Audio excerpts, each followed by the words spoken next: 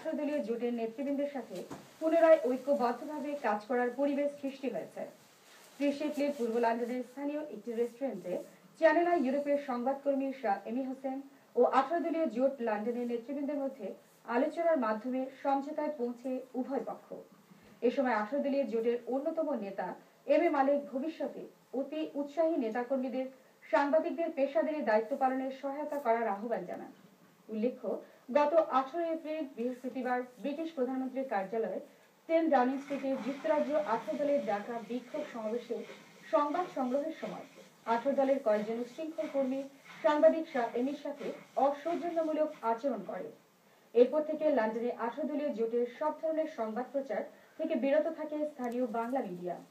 জোট নেতৃবৃন্দের আনুষ্ঠানিকভাবে ক্ষমা প্রার্থনার পর শাহ এমি হোসেন ভবিষ্যতে পেশাদারী দায়িত্ব পালনে সকলের সহায়তা আশা করেন।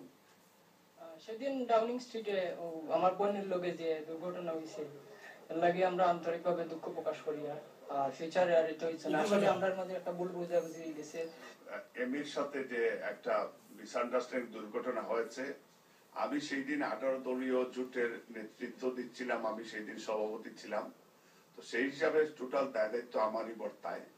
তা এমিও আমার ছোট বোন এবং আমিও আমার সাংবাদিক ভাই বোন এবং কমিউনিটির সর্বস্তরের নেতৃবৃন্দের কাছে আমাদের ভুল বুঝাবুঝির কারণে আমি আন্তরিকভাবে দুঃখিত। 18 দলীয় পক্ষ থেকে আমাদের মালিক ভাই বললেন যে ভবিষ্যতে আর আমাদের সহকর্মীদের সাথে এই ধরনের ন্যাক্কারজনক ঘটনা ঘটবে না বলে আমাদেরকে আশ্বস্ত করেছেন, সেজন্য আমি হ্যাপি।